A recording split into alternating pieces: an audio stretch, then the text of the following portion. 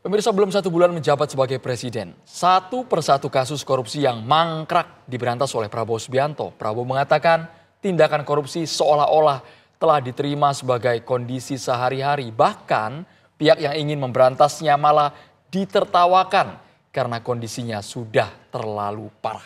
Ya, untuk itu Presiden Prabowo Subianto memberi peringatan keras kepada seluruh pejabat untuk stop melakukan praktik keserakahan dan merampok uang rakyat. Lantas apa saja yang harus dilakukan Presiden Prabowo untuk memberantas korupsi hingga ke akar-akarnya? Untuk membahasnya pemirsa telah bergabung Wakil Ketua KPK periode 2015-2019 Bang Saud Situmorang. Selamat petang Bang Saud, apa kabar? Oke, dan juga tentunya sudah bergabung secara virtual pakar hukum pidana UI Pak Teuku Nasrullah. Pak Teuku Nasrullah, selamat petang. Selamat petang. Assalamualaikum warahmatullahi wabarakatuh. Maaf ini agak kurang bagus pencahayaannya karena masih di jalan dalam perjalanan ke Kota Samarinda. Siap, tidak apa-apa Pak Nasrullah. Kita mungkin awali saya ke Bang Saud terlebih dahulu. Kita melihat ya sejauh ini dari Kejaksaan Agung ini yang justru terlihat bergerak cepat Bang Saud. Ini bagaimana melihat lembaga-lembaga lainnya seperti kepolisian dan juga KPK tentunya? Iya, saya bergerak dari intelijen dulu ya, karena kan 30 tahun di sana. Jadi kalau presiden itu batuk aja, seluruh rakyat, apalagi penyelenggara negara udah paham kenapa dia batuk. Gitu.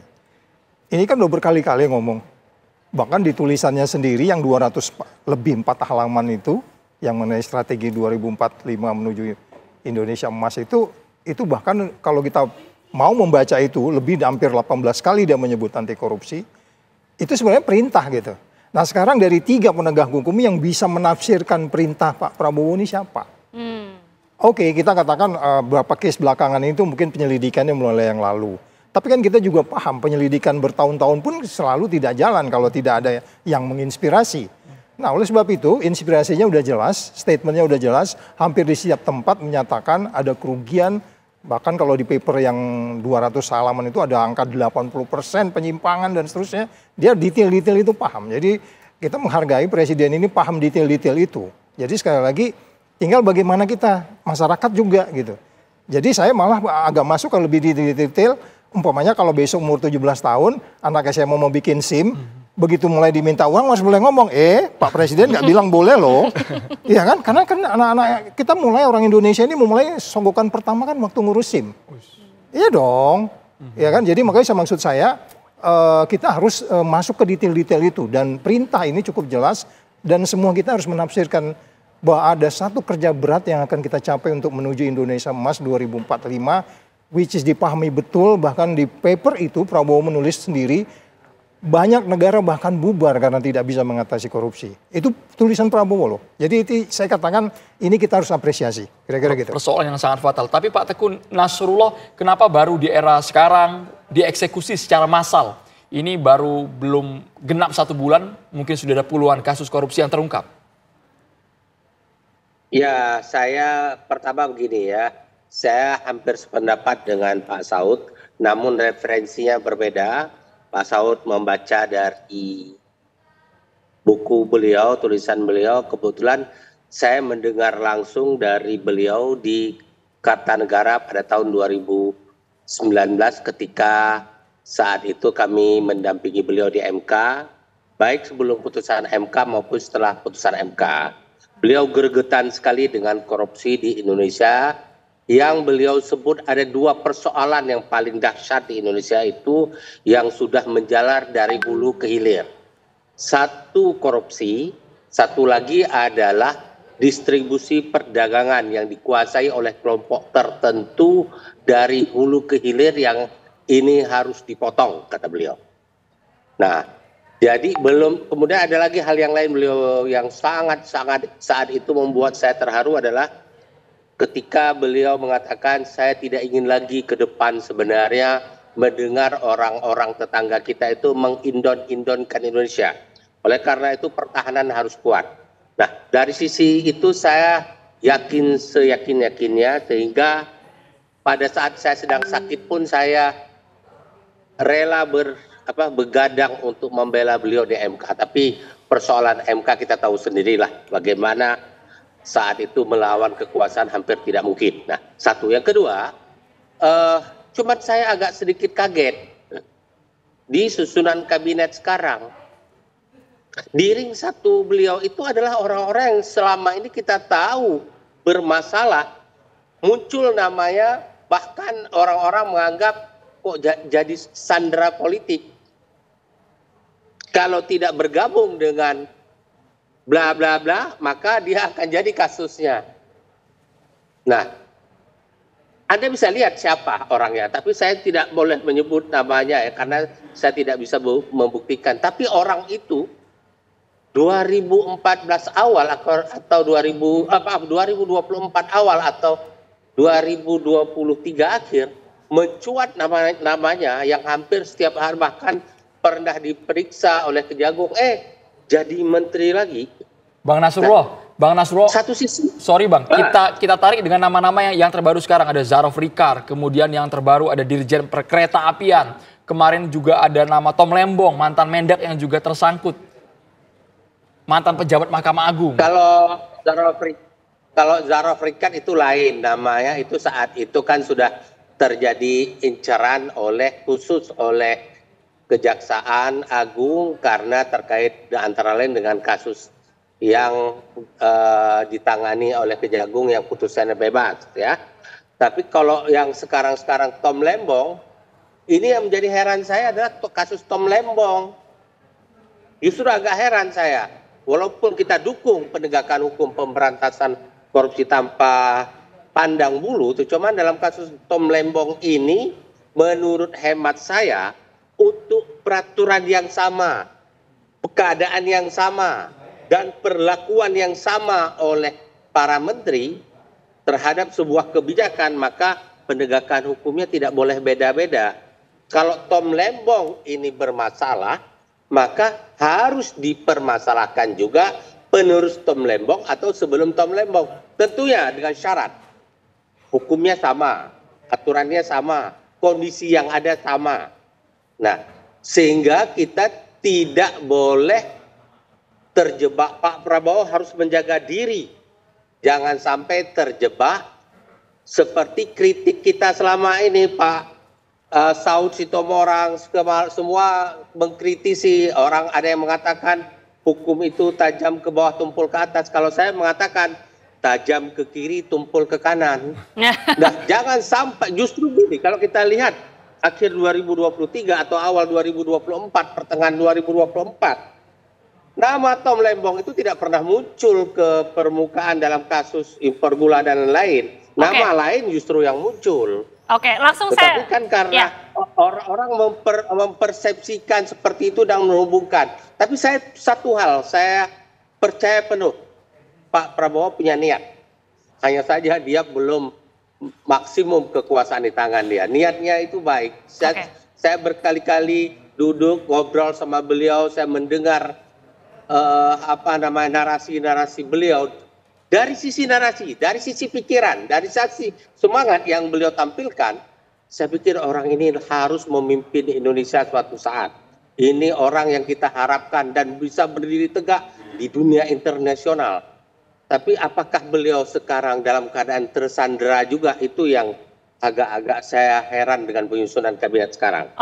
Saya langsung ke Bang Saud. Ini kita sudah lihat ya Bang Saud, semangat pemberantasan korupsinya ini baru sebulan tapi sudah luar biasa sekali. Tapi kalau mungkin ada kritik juga nih dari Pak Nasrullah bahwa jangan sampai tajam ke kanan tapi tumpul ke kiri. Bang Saud melihatnya bagaimana? Iya, jadi memang ada banyak yang harus diselesaikan oleh di periode ini ya.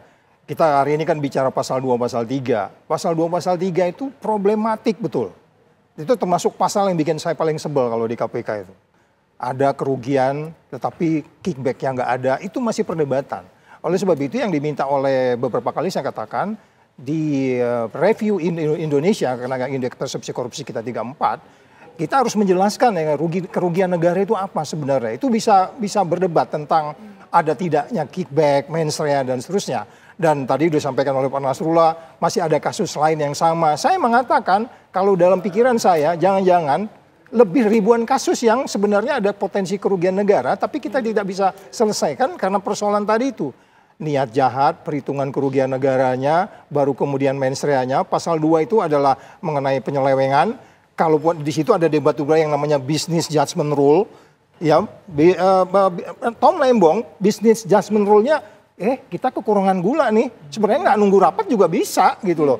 Tapi kemudian orang berpikir, loh kenapa itu jadi orang lain yang membeli gula itu, terus kemudian BUMN dapat spread harga, jangan-jangan BUMN-nya untung bukan rugi juga negaranya. Nah perdebatan-perdebatan itu yang saya katakan kita biarkan itu, jaksa melaksanakan itu, tapi kita berharap juga lawyer-lawyernya Lembong bisa menjelaskan itu. Dugaan saya Lembong itu akan lepas, ya kan? Karena memang kalau kita mau berdebat pasal 2, pasal 3, itu banyak sekali perdebatan dan di tataran akademis pun dari awal pasal 2, pasal 3 itu pendekatan sejarahnya memang sangat panjang. Sehingga kemudian kalau kita mau mengatakan bahwa ada problem dalam penindakan korupsi di Indonesia, baik di Undang-Undang Tipikornya, Undang-Undang KPK-nya juga masih banyak persoalan. Jadi itu yang saya katakan, kalau memang with all due respect Mr. Presiden bikin Perpu dikembalikan KPK untuk kemudian bisa men-check and balance dua institusi hukum penegak hukum lainnya dalam arti pemberantasan korupsi akan lebih baik. Nah itu sebabnya masih ada waktu untuk kemudian kita untuk melihat, pernah saya dengar menteri dikasih waktu 60 hari untuk berkinerja sebelum mereka diganti oleh presiden. Nah isu-isu ini sudah warning, saya tahu sekian, bahkan beliau juga punya bikin statement bahwa sekian persen markup itu cukup ada di kementerian, dia paham itu. Sehingga ini kemudian kan warning pada kita, stop korupsi hari ini juga. Sehingga kemudian kita bisa memperbaiki hal-hal lain yang menyangkut undang-undang tipikor kita, terus kemudian KPK sendiri, dan posisi Polri, posisi kejaksaan, dan seterusnya. Itu sebenarnya kita yakin bahwa pedang pemberantasan korupsinya udah dipegang oleh presiden. Dan ini lebih gampang. Tapi Bang Saud dengan menafsirkan kalimat peringatan keras ini, apakah nantinya akan ada langkah konkret? Kejagungnya yang dikuatkan, KPK-nya, polisinya, atau memang ada pasukan khusus Satgas yang disiapkan untuk memberantas korupsi? Sesaat lagi Bang Saud. Kita harus jeda hanya di Kabar Petang pemirsa. Oke, sebelum kita ke Bang Saud yang bisa menjawab pertanyaan menggantung tadi, saya kembali ke Bang Nasrullah. Bang Nasrullah, sudah kita lihat ya bagaimana langkah penegak hukum semangat memberantas korupsi ini terlihat sekali. Tapi kembali lagi, kalau misalnya ingin memberantas sesuai dengan kata Pak Prabowo, langsung memberantas bahkan sampai kakapnya, ini apa yang harus lebih dahulu dilakukan? Ya, yang paling penting adalah kontinuitas dari semangat pemberantasan korupsi. Bukan main gebrakan-gebrakan di dalam 100 hari. Kalau itu ansih, meledak pertama ujungnya korupsi lagi. Kontinuitas semangatnya itu yang harus dibangun, sistemnya harus dibangun. Pembersihan aparat penegak hukumnya harus ada, indeks biaya penanganan perkara harus diperbaiki. Contoh yang paling sederhana adalah KPK memberantas kasus korupsi, indeks biaya penanganan perkara cukup, kemudian gajinya bagus. Bagus KPK, padahal di KPK sebenarnya orang-orangnya orang dari kepolisian dan kejaksaan juga, akhirnya mereka berintegritas. Untuk biaya penanganan perkara cukup, nggak perlu lari sana sini. Coba misalnya kepada aparat penegak hukum, kepolisian, kejaksaan, khusus yang unit pemberantasan korupsi. Kita sekali lagi mengatakan khusus unit pemberantasan korupsi, jadikan pasukan elit, ya. Kemudian berikan penggajian yang cukup kepada mereka.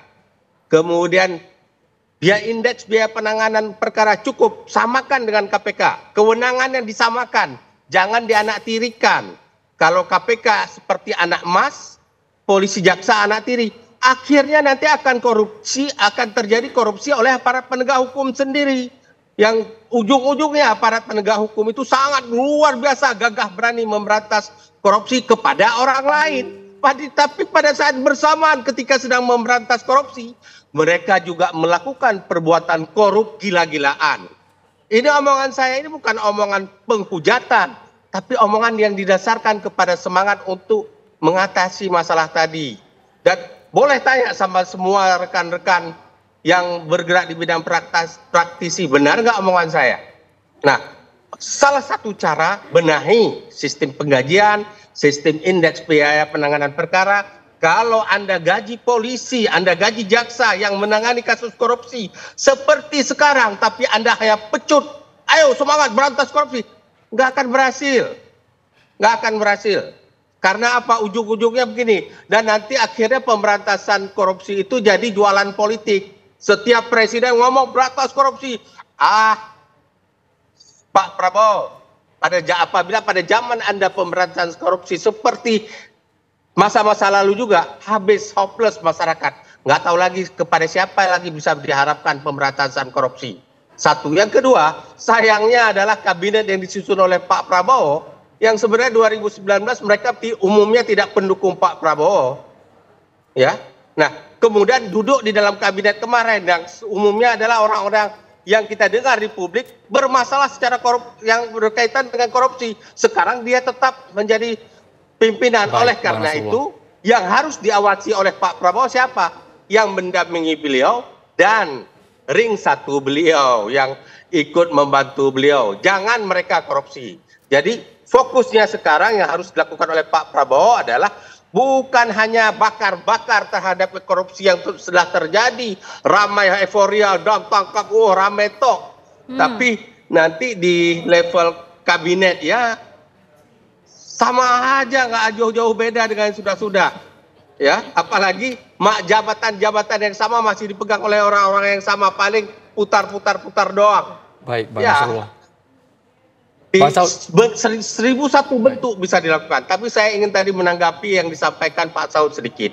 Oke, memang Pak Saud yang Bapak katakan pasal 2 dan pasal 3 Undang-Undang Tipikor itu sudah menjadi topik bahasan kami. Para akademisi, tim yang menyusun kasus korupsi, tim yang menyusun Undang-Undang Tipikor, kita sudah ingin merubah pasal 2, pasal 3, kemudian kerugian keuangan negara. Tetapi saat itu adalah tekanan dari lembaga-lembaga tertentu yang begitu mencuat hebat di permukaan. Termasuk dari lembaga yang pernah dipimpin oleh Pak Saud, mungkin bukan pada zaman kepemimpinan Pak Daud, mengkritisi tim itu. Baik, Anda boleh tanya Pak Saud sama Prof. Andi Hamzah bagaimana hujatan itu. Tetapi saya setuju dengan semangat yang Bapak sampaikan, itu harus dibenahi. Tidak ada korupsi di berbagai negara di dunia terkait kebijakan. Semua sektor harus dibenahi, Bang Nasrullah. Sepakat, Bang. Bang Nasrullah, ada kalimat yang harus dikomentari Bang Saud Situmorang, jangan euforia di awal saja. Tangkap sana, tangkap sini, tapi harus konsisten. Iya, harus dawer ya. Betul. Semangatnya, jadi dia harus sustain. Jadi memberantas korupsi kalau up and down, kayak roller coaster gitu ya. Nanti indeksnya kita berharap dia naik terus sampai di atas Malaysia lah kita 60 gitu ya, di atas sedikit gitu. Karena Pak Prabowo kan pinginnya ekonomi tumbuh 8%. Kalau tumbuh ekonomi 8%, di banyak tempat saya bilang regresi linearnya indeks persepsi korupsinya harus 60. Jadi kalau nanti itu up and down terus berupa gimmick saja gitu ya, itu akan lebih sulit kita. Tapi kita percaya ini kan baru beberapa hari gitu. Jadi sementara ini kita masih bisa berharap banyak, seperti yang disampaikan Nasrullah tadi, sustainability itu menjadi bagian yang paling penting dalam pemberantasan korupsi. Jadi ibaratnya kayak kita olahraga, kalau nggak teratur kan pegal badannya. Kalau tiap hari fisiknya pasti dia akan lebih baik gitu. Kira-kira gitu. Dia harus exercise tiap hari. Oke, ini salah satu yang menjadi perhatian juga. Apakah ini mungkin ada, kalau dari pandangan Bang Saud sendiri, sektor-sektor mana ini yang sebenarnya harus menjadi perhatian? Apalagi ketika Pak Prabowo mengatakan harus sampai diberantas sampai akar-akarnya. Iya, itu baik di pendapatan dan pengeluaran ya kan. Dua sektor itu di pendapatan kan kita tahu bagaimana Prabowo juga mengatakan bahwa dia mau naikkan tax ratio kita.